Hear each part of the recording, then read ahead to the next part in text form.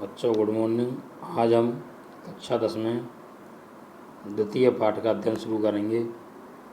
इसका पाठ परिचय देखें। नीति कथा साहित्य हितोपदेश है अन्यतम ग्रंथ है। नीति कथा साहित्य में हितोपदेश सर्वश्रेष्ठ ग्रंथ है। एवं ही श्रूयते, इस प्रकार सुना जाता है कि नारायण शर्मा नाम पंडित है।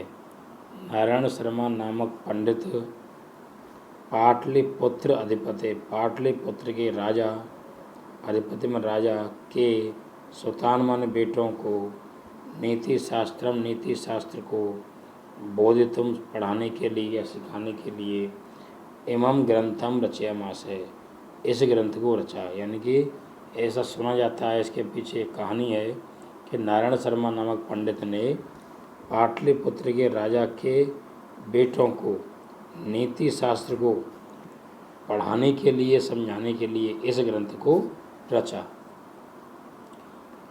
अपने मनोहर, स्वयं मनोज्ञ मनोहर प्रभामय शैल्या, प्रभायुक्त शैली का अयम यह ग्रंथ है।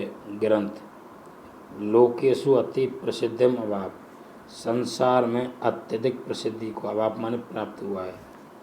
अपनी मनोहर प्रभायुक्त शैली का यह ग्रंथ संसार में अत्यधिक प्रसिद्धि को प्राप्त हुआ है। सरल सरस भाषा से इस ग्रंथ में, अस्मिन् ग्रंथे, इस ग्रंथ में पंचतंत्र आदि ग्रंथान आधारीकृत है। पंचतंत्र आदि ग्रंथों को आधार बना करके आधारीकृत है। पशु कथानम संग्रह अस्ति, पशु कथाओं का संग्रह है। सरल सरस भाषा का इस ग्रंथ में पंचतंत्र आदि ग्रंथों को आधार बना करके पशु कथाओं का संग्रह है। अर्थात इस ग्रंथ में पशु कथाओं का संग्रह है। इसमें पात्र सभी पशु पक्षी हैं। और कौन से ग्रंथ पर आधारित है? पंचतंत्र, जो इसका ही, जो विष्णु शर्मा के द्वारा लिखा है।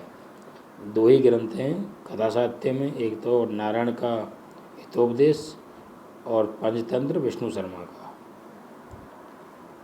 हितोपदेशस्य चत्वारः परिच्छेदा उपलभ्यन्ते, हितोपदेश के 4 परिच्छेद उपलब्ध होते हैं। हितोपदेश के 4 परिच्छेद उपलब्ध होते हैं। मित्रलाभ, सुहृद भेद, विग्रह और संधि। प्रस्तुतो अयम पाठ है, प्रस्तुत यह पाठ मित्रलाभ परिच्छेदस्य प्रथम कथाया संपादित अंश विद्यते। प्रस्तुत यह पाठ मित्रलाभ परिच्छेद के प्रथम कथा का संपादित अंश है। अर्थात ये जो पाठ लिया गया है, ये हितोपदेश के 4 परिच्छेद हैं। उसमें जो पहला परिच्छेद है मित्रलाभ, उसके परिच्छेद की पहली कहानी का अंश है। इस पाठ में, अस्मिन् पाठ है, इस पाठ में गुरु नाम अवज्ञया, गुरुओं की अवज्ञा का, और एक भूय करते प्रयास से च फलम, और इकट्ठे होकर के किए गए प्रयास के फल का फल वर्णित है। गुरुओं की अवज्ञा का और इकट्ठे होकर के किए गए प्रयास का फल वर्णित है। इसमें क्या बताया गया है? कबूतरों वाली कहानी है इसमें कि वो जाल को लेकर उड़ जाते हैं।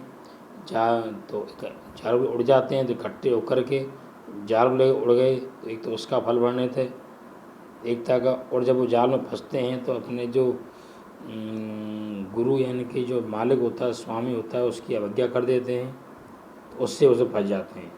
तो गुरुओं की अवज्ञा करी, उससे फंसे समस्या में, और फिर बाद में उसकी गुरु की आज्ञा मान करके इकट्ठे होकर के जाल को लेकर उड़ गए, तो उससे वो बच जाते हैं। इस प्रकार इसमें चर्चा है। चित्रग्रीव की अवज्ञा कृत्वा, चित्रग्रीव की अवज्ञा, चित्रग्रीव कबूतरों का राजा था, अवज्ञा करके कपोतराज जालबद्ध समझाता था। आगे विवाद, कपोतराज जाल में बंध गए, अवज्ञा करके जाल में बंध गए,